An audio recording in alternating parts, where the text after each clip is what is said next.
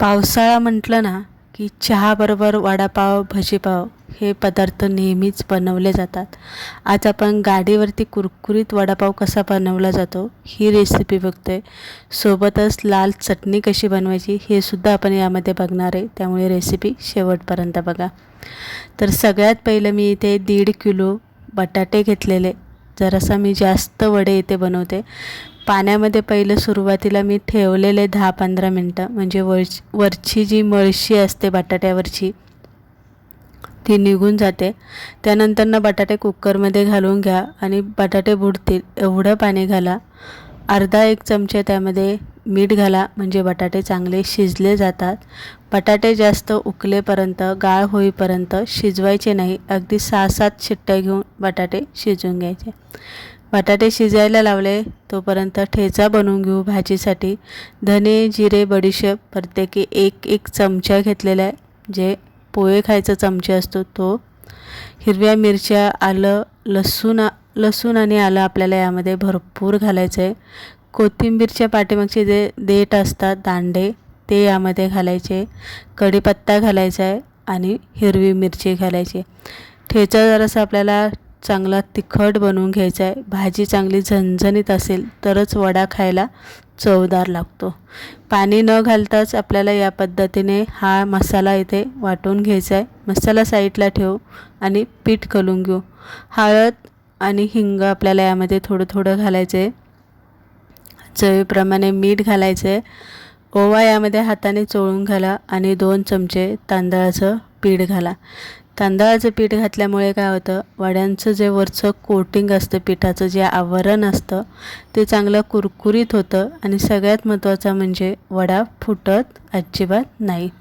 पाणी घालून पीठ कलून घ्या. या पद्धतीने पीठ आपल्याला इथे कलून घ्यायचे. जास्त पातळ किंवा जास्त घट्ट अजिबात करायचं नाही. जास्त पातळ केलं कोटिंग व्यवस्थित बसणार नाही वड्यावरती, आणि घट्ट केलं तर तुम्हाला नुसतं असं पीठ खाल्ल्यासारखंच वाटेल. या पद्धतीने पीठ आपण इथे कलून घेतलेलं आहे. झाकून साईडला ठेवू, म्हणजे 10-15 मिनटं पीठ चांगलं भिजलं जातं. बटाटे इथे उकडून घेतलेले, सोलून घेतलेले, गार झाले की मॅचरने आपल्याला हे फोडून घ्यायचे. या पद्धतीने लक्षात ठेवा, वड्याची भाजी बनवताना बटाटे जास्त जर शिजले तर भाजी जी असते ती ओलसर होते, मग वडे आपले फुटले जातात. सगळ्यात पहिला आपल्याला मसाला परतून घ्यायचा आहे. 2 मोठ्या पळ्या तेल घातलेले, जिरी मोहरी केलेला मसाला, कढीपत्ता, हळद, हिंग घालून घ्यायचा आहे. चांगला परतून घ्या मसाला आणि मग फोडून घेतलेला बटाटा यामध्ये घालून घ्या. चवीप्रमाणे आवश्यकतेनुसार यामध्ये मीठ घाला. मॅचरने परत एकदा भाजी व्यवस्थित मिक्स करून घ्या, म्हणजे मसाला आणि बटाटा व्यवस्थित एकजीव होतो. आणि शक्यतो बटाट्याची भाजी जी असते ती अशी बारीक असते. व्यवस्थित हलवून घेतलं, झाकून ठेवा. 10 मिनटं गॅस बारीक करा आणि वाफेवरती भाजी चांगली परतून द्या. आता सगळ्यात महत्त्वाचं म्हणजे पुदिना मी यामध्ये घातलेला आहे. कधी कोणी पुदिना घालत नाही आहे किंवा आजपर्यंत तुम्ही ते पाहिलं नसेल, पण काही ठिकाणी सिक्रेट असते, हे सांगितलं जात नाही. पुदिन्यामुळे भाजीची चव खूप छान लागते, वडा खायला टेस्टी लागतो. आणि पावसाळा चालू असल्यामुळे पुदिना आपल्या आरोग्यासाठी सुद्धा तितकासाच चांगला असतो. त्यामुळे ते पुदिना, कोथिंबीर घालून भाजी गार करायला पसरून ठेवायची एका ताटामध्ये.